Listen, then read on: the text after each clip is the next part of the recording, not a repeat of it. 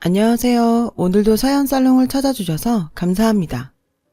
몇 달 전에 결혼해서 품절녀가 된 초짜 아줌마예요. 보통 이맘때면 한창 남편이랑 깨볶고 재밌게 살아야겠지만 저랑 남편은 요즘 다른 일로 정신없이 지내고 있어요. 곧 남편의 고향을 방문해야 하거든요. 매번 시댁에 갈 때마다 준비할 게 얼마나 많은지 진이 다 빠질 정도예요. 저희 시댁이 해외에 있기 때문이죠. 저는 외국인과 국제 결혼을 했거든요. 남편은 아프리카 대륙에 있는 케냐 사람이에요. 영화 라이언킹의 배경이 된 나라, 드넓은 세렝게티 초원이 있는 바로 그 나라죠. 요즘은 그래도 덜하지만 아직도 밖에 나가면 어르신들은 남편에게 다가와서 한국엔 돈 벌러 왔냐고 묻곤 해요. 아프리카에 대한 편견 섞인 발언들을 하기도 하고요. 흑인들도 피부톤이 다 다른데 제 남편은 정말 검은색에 가까운 검은톤이거든요. 누가 봐도 정말 아프리카 사람이죠. 그렇다 보니 바깥에 나가면 제 남편을 돌아보는 사람이 한두 명은 꼭 있어요. 몇몇 사람들은 인종차별적인 발언도 해요.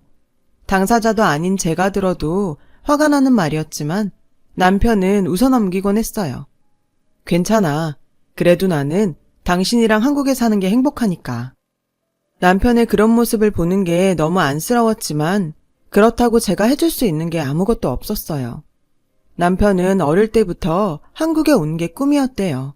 그래서 학창시절에 공부도 열심히 했다더라고요. 그래야 장학금을 받고 한국에서 공부를 할 수 있었으니까요. 그리고 남편의 꿈은 저와 제 가족과도 연관이 있어요. 지금부터 그 얘기를 해보려고 해요. 저는 한부모 가정에서 자랐어요. 엄마와 단 둘이 살았죠. 아빠가 있긴 했지만 실제로 아빠를 본 적은 없어요. 엄마는 종종 제게 아빠 사진을 보여주며 아빠 얘기를 해주었어요. 사진 속 아빠는 갓난아기였던 저를 안고 계셨어요. 너무 어릴 때라 기억은 안 나지만요. 어린 시절 친구들은 제게 너는 왜 아빠가 없냐고 묻곤 했어요. 솔직히 저도 그게 궁금했지만 그렇다고 엄마한테 물어보지는 않았어요. 아마도 저의 그런 질문이 엄마의 가슴을 아프게 만들 거라는 걸 본능적으로 알았던 것 같아요. 그러다 6살 때였나?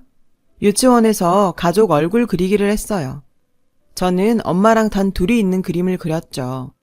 어쨌거나 제 옆에 있는 가족은 엄마가 유일했으니까요.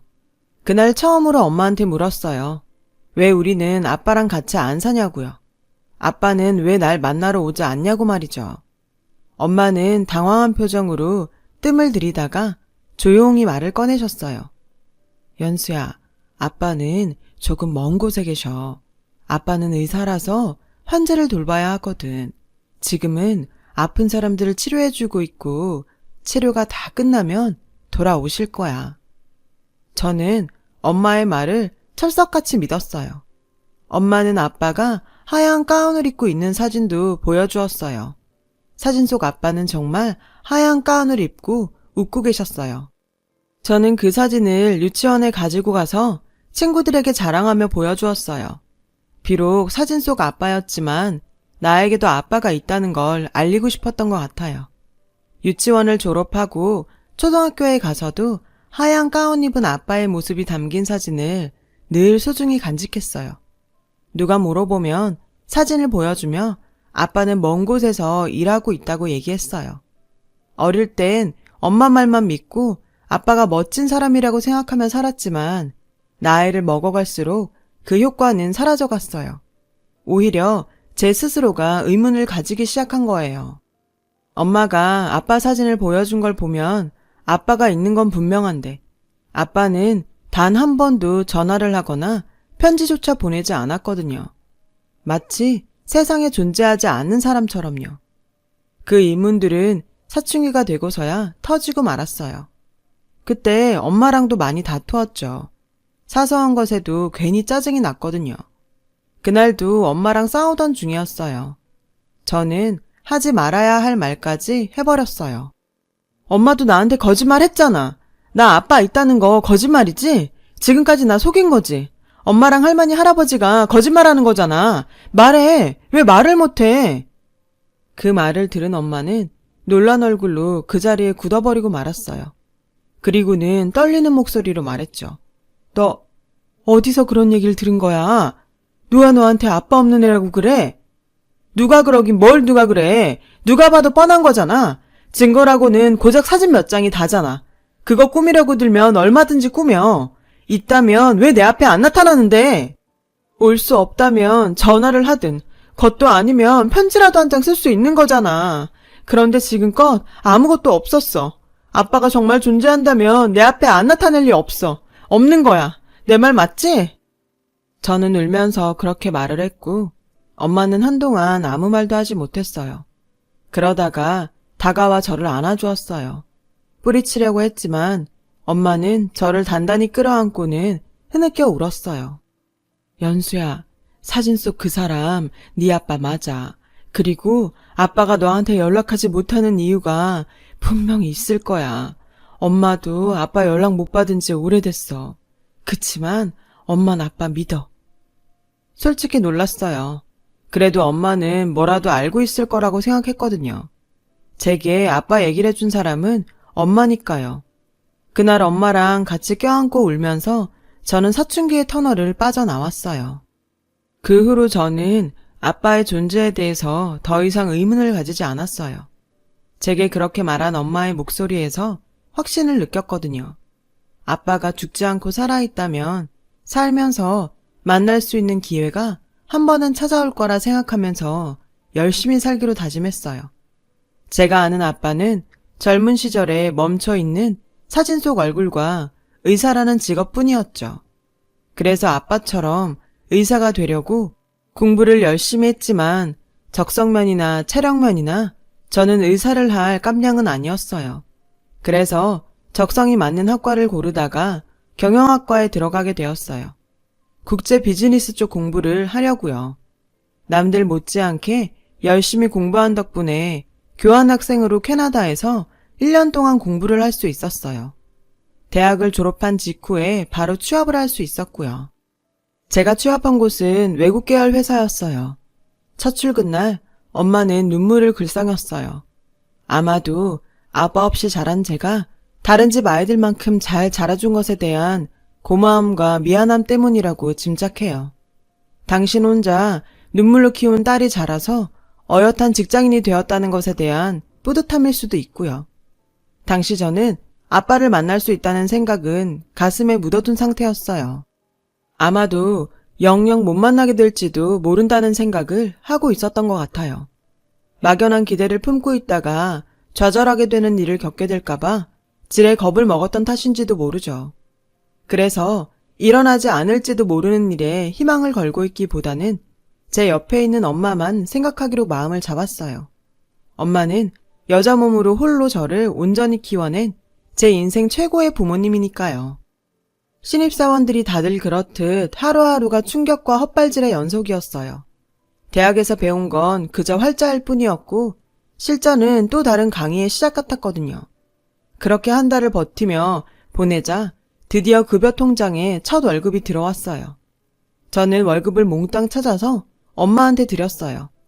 처음에는 한사코 거절을 하던 엄마는 눈물을 글썽이며 받아주셨어요. 물론 이후에 차비며 통신비며 식대까지 엄마한테 고스란히 받게 되었지만요. 그렇게 저는 몇 년 동안 열심히 회사 생활을 했어요. 운 좋게 어느 정도 성과도 내서 꽤 굵직한 프로젝트에도 참여할 수 있었죠. 그렇게 회사 내에서 입지를 탄탄히 다져가던 어느 날이었어요.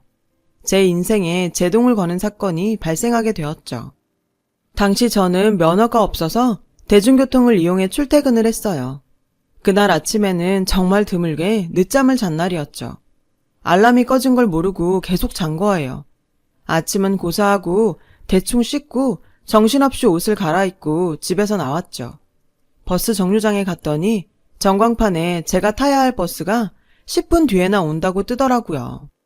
결국 큰맘 먹고 택시를 타기로 했죠. 택시비가 아깝기는 했지만 아침 회의에 늦지 않으려면 어쩔 수 없었어요. 저는 기사님께 최대한 빨리 가달라고 부탁을 드렸어요. 그런데 그게 화근이었던 걸까요? 기사님은 제 사정을 고려해 신호를 위반하면서까지 택시를 몰았고 그러다 횡단보도로 뛰어드는 아이를 피하려다 전봇대를 박아버렸어요. 엄청난 충격과 함께 제 몸이 앞으로 쏠리면서 의자에 강하게 부딪혔어요. 너무 놀라고 충격을 받아서 처음에는 아프다는 느낌도 들지 않더라고요. 실눈을 뜨고 보니 기사님은 정신을 잃은 상태로 핸들에 고개를 받고 계셨고 찌그러진 보닛 틈으로 쉼없이 연기가 피어오르더라고요. 그 순간 사람들이 몰려들었고 누군가 신고를 하는 소리도 들렸죠. 한 10분 정도 지나자 앰뷸런스 사이렌이 들려왔어요. 저는 그때까지도 의식은 있었어요. 구급대원들이 달려들어 기사님을 먼저 옮겨가고 제게 정신이 드냐고 묻더군요. 간신히 대답을 한 저는 들것에 실려 병원으로 옮겨졌어요. 병원 도착 전에 의식 잃으면 죽을 것 같아서 진짜 정신 똑바로 차리려고 했었어요. 그리고 응급실 자동문 열리고 들어가는 순간 의식을 잃고 말았죠. 그 순간 마지막으로 든 생각은 당연히 엄마였어요. 내가 이대로 죽으면 엄마한테 너무 죄송할 것 같더라고요. 저 하나 키우느라 희생하며 살아오신 엄마한테 고통을 주고 싶지 않았거든요. 효도는 못할 망정 부모에 앞서 세상을 떠나는 불효는 정말 하고 싶지 않았어요. 그래서 죽고 싶지 않다는 말을 되뇌었죠. 눈을 떠보니 하얀 천장이 보였고 고개를 살짝 드니 간호사가 다가왔어요. 정신이 드세요? 성함이 어떻게 되세요? 저는 힘겹게 제 이름을 말했어요. 수술 잘 끝났어요. 보호자 불러올게요. 그 말을 듣고 나니 제가 살았다는 실감이 나더라고요. 안도감에 취해 엄마를 기다리는데 제 머리 위로 누군가 불쑥 얼굴을 내밀더라고요. 하마터면 소리를 지를 뻔했어요. 제 머리 위 그 사람은 새까만 피부를 한 흑인이었거든요. 그 흑인은 새하얀 이빨이 드러나도록 환히 웃으며 말했어요. 괜찮아요. 수술은 잘 되었어요. 그리고 택시 기사님도 살아있으니 걱정 마세요. 아, 수제품은 전부 다 챙겨서 잘 보관하고 있으니까 일반 병실로 옮기면 찾아가세요. 너무나도 능숙한 한국어에 어안이 벙벙했어요. 물론 발음이 좀 어설프긴 했지만 대화를 나누는 데는 문제가 없는 수준이었죠. 그때 엄마 목소리가 들렸어요. 연수야! 울면서 달려온 엄마는 울어서 퉁퉁 부은 얼굴로 제 손을 덥석 잡고는 다행이라는 말을 연발하셨어요. 그리고는 다리에 힘이 풀리셨는지 휘청하시더라고요. 저는 애써 웃으며 걱정 말라고 말했어요. 수술도 잘 됐으니 금방 회복할 수 있을 거라고 말이죠. 제가 늦잠을 자는 바람에 기사님한테 과속을 부탁한 게 잘못이었다고요. 그제야 엄마는 온전히 엄마의 모습으로 돌아와 저를 나무라셨어요. 연수 너? 엄마 이렇게 걱정시킬 거야? 엄마가 너 때문에 마음을 놓을 수가 없어. 이래서는 너 시집도 못 보내겠다. 아휴, 죽다 살아났더니 얼굴 보자마자 벌써부터 시집 타령이야? 이제 취직했는데 결혼은 무슨. 혹시 우리 현숙 씨 머릿속엔 이미 손자 손녀까지 등장하고 있는 건 아니겠지? 그렇게 엄마랑 실없는 소리를 하며 웃고 떠들다 보니 내가 진짜 살았구나 하는 안도감이 몰려왔어요. 그런데 그 순간 엄마가 엄마야 하고 소리를 지르면서 몸을 웅크렸어요. 옆에 서 있던 흑인 의사 선생님을 보고 놀란 거였죠. 이내 민망했던지 엄마는 당황하며 I'm sorry를 연발하며 사과를 했어요. 흑인 의사 선생님이 기분 상했을까봐 걱정하셨던 거였죠. 그런데 그 순간 저와 엄마는 당황하고 말았어요. 바로 의사 선생님의 커다란 눈에서 눈물이 뚝뚝 떨어지고 있었거든요. 이게 울 정도의 일인가 싶기도 했지만 어쨌든 엄마의 실수가 분명했기에 저는 엄마를 손가락으로 찔렀어요.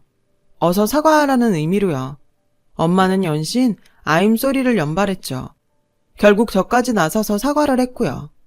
선생님, 정말 죄송해요. 엄마가 저 때문에 놀란 상태에 갑자기 외국분까지 보셔서 당황했었나 봐요. 나쁜 의도로 그러신 건 아니에요. 그러자 의사 선생님은 그래서 운 게 아니라며 오히려 사과를 하더군요. 자기가 아는 사람 이름과 같아서 그 사람이 생각나 잠시 울컥했던 거라고요. 그러면서 저희 엄마를 보며 물었어요. 아주머니가 현숙이에요? 미세스 현숙? 엄마는 고개를 끄덕였어요. 제가 아는 미스터 민우의 아내도 현숙이에요. 그래서 눈물이 났어요. 그 순간 엄마는 눈이 동그랗게 커지더니 두 손으로 입을 틀어 막았어요. 그리고는 두 손을 파르르 떨었죠. 저는 이게 무슨 일인가 싶어서 엄마한테서 시선을 뗄 수가 없었어요. 엄마는 떨리는 목소리로 말했어요. 지금 민우라고 했어요? 당신이 어떻게 우리의 아빠 이름을 알아요? 어떻게 알아요? 그 사람 지금 어딨어요? 엄마의 물음에 그 선생님은 잠시 말을 잇지 못하고 멍한 표정이 되었어요. 미스터 민우는 날 살려준 사람이에요. 그리고는 지갑을 꺼내 사진 한 장을 내밀었어요. 사진을 받아든 엄마는 사진을 보자마자 눈물을 흘리며 그대로 주저앉았어요. 그 모습을 본 간호사가 달려와 엄마를 일으켜 세우며 여기서 이러시면 안 된다고 데리고 나갔어요. 의사 선생님도 엄마를 뒤따라 나갔고요. 덩그러니 혼자 남은 저는 도대체 뭐가 어떻게 돌아가는 상황인지 애를 태울 수밖에 없었고요. 제가 사건의 전말을 들은 건 일반 병실로 이동한 뒤였어요. 엄마, 설명 좀 해봐. 어떻게 된 일이야? 이 선생님하고는 아는 사이야? 엄마는 선생님이 보여준 사진을 제게 보여주었어요. 사진 속에는 젊은 남자가 커다란 나무 아래서 환하게 웃고 있었어요. 그 사진은 바로 제가 어릴 때부터 수없이 봐왔던 아빠의 사진이었어요. 20대에 머물러 있는 아빠의 모습이요. 연수야, 아빠는 아프리카에서 선교 활동을 하던 의사였는데 엄마랑은 봉사활동을 하다가 만났어. 너를 임신하기 전까지는 엄마도 아빠랑 같이 아프리카에 있었어. 거기서는 아무래도 아이를 낳는 게 힘들 것 같아서 너를 임신한 채 엄마만 한국으로 돌아온 거야. 아빠는 내가 태어나고도 아프리카에 머물면서 의료봉사를 했어. 한동안 한국과 아프리카를 오고 가며 생활을 했는데 거리도 멀고 항공료도 비싸서 자주 오지는 못했어. 한국에 있을 때만큼은 한순간도 연수 널 손에서 놓은 적이 없을 정도였어. 아프리카로 돌아가는 날이면 아빠는 널 아는 채 한참을 내 얼굴만 바라봤어. 출국장으로 들어가는 순간까지도 말이야.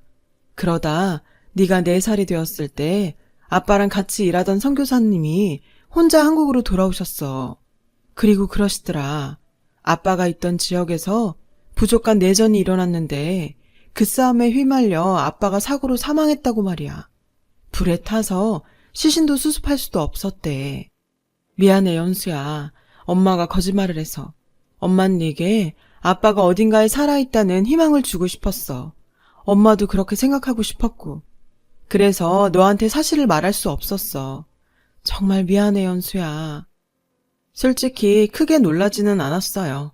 어느 순간부터 저는 아빠의 죽음을 감지하고 있었거든요. 차라리 지금이라도 엄마를 통해 사실을 전해들을 수 있어서 다행이다 싶었어요. 그런데 그때 놀라운 일이 일어났어요. 의사 선생님이 제게 다가와 고개를 숙이며 미안하다고 사과를 하더라고요. 눈물을 흘리면서요. 이건 또 무슨 상황인가 싶었죠. 나는 그때 7살이었어요. 창과 칼을 들고 사람들이 쫓아올 때 나는 숨어 있었어요. 미스터 민우 선생님이 나를 구해줬고 날 숨겨주고 자긴 곧 온다고 나가셨어요. 그런데 곧 폭발 소리가 들렸고 내가 나갔을 때는 이미 선생님은 사라졌어요. 나를 살리다가 민우 선생님이 죽었어요. 나 때문이에요. 미안해요. 선생님은 어깨를 떨며 오열을 했어요. 선생님의 말을 듣고 나니 왠지 모르게 가슴이 뜨거워지더라고요. 내 아빠는 그런 사람이었다는 게 너무 자랑스러웠어요. 내가 그렇게 멋진 사람의 딸이라는 게 자랑스럽더라고요. 그래서 선생님 손을 잡고 말해주었죠.